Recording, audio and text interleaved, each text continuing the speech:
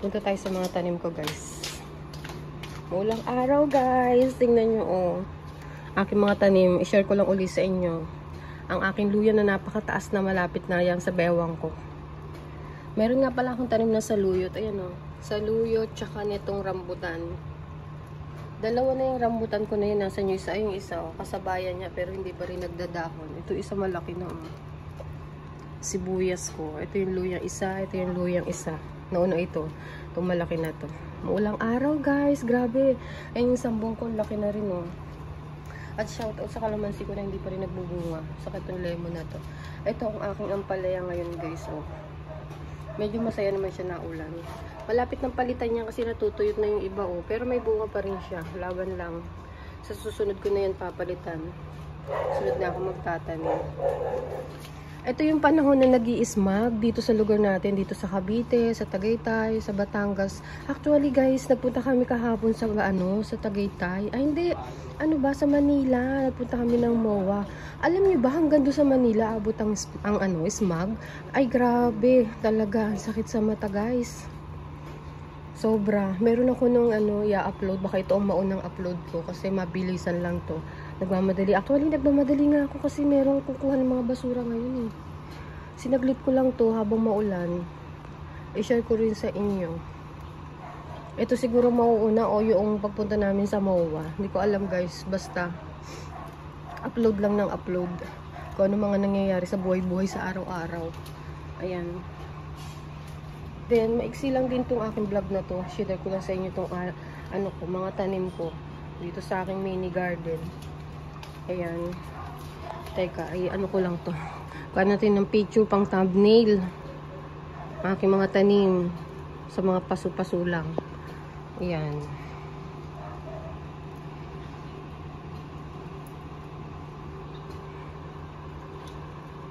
Grabe. Sobrang maulan na talaga. Lumalakas na siya ng sobra. Kita nyo ba, guys? Ayun, no, basa pang simento. Habang naulan-ulan. Ako'y nagbablog.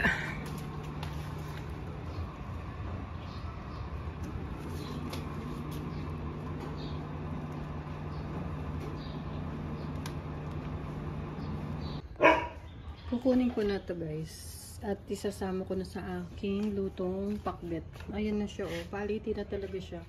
Dami niya ng toyot-toyot, oh. Pero meron pang isa. Kasi laki sa sandangkal. Sindangkal na niya, oh. Diba ang laki? Grabe. Pero malapit ng palitan.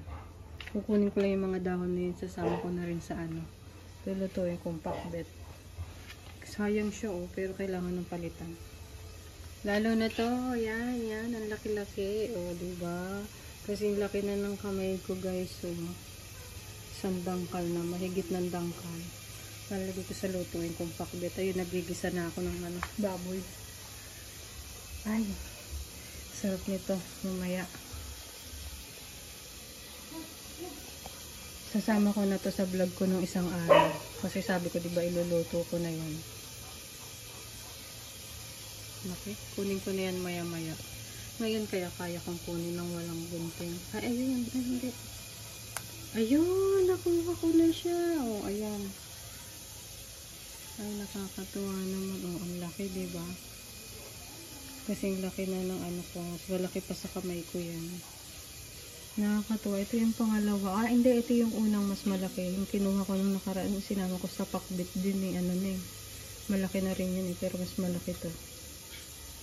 Ay, nakakatawa naman. Ang sarap talaga magtanim. Mayaanihin. Tanim-tanim din pag may time. Ayan yung aking Ay, yung luya. Grabe. Nalaki pala talaga ang luya nung nataas siya ng sobra. Nakakatawa. Siguro may bunga na yan. Malalaki na rin siguro ang bunga. Yung sambong ko, laki na talaga. Wait lang. Ko muna yung aking pinipritong baboy. Baka masunog.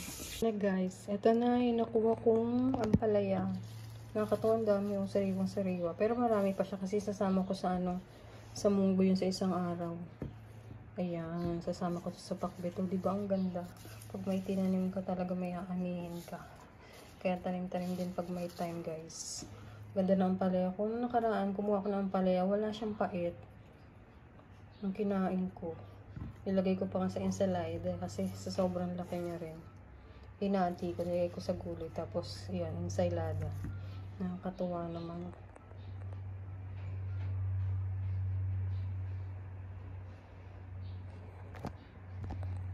Kanin ko lang siya ng picture.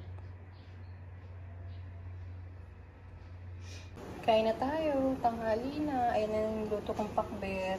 Napakasarap. Maraming nilagay ko kulay dyan. Sinamahan ko na rin yan ng kamote. Malunggay. Tsaka ng talbos ng, ano ba yun? Kangkong. Ayan. Sarap, kain tayo guys. Siyempre nagprito ako ng isda. Ayan o. Isda. Kain na tayo.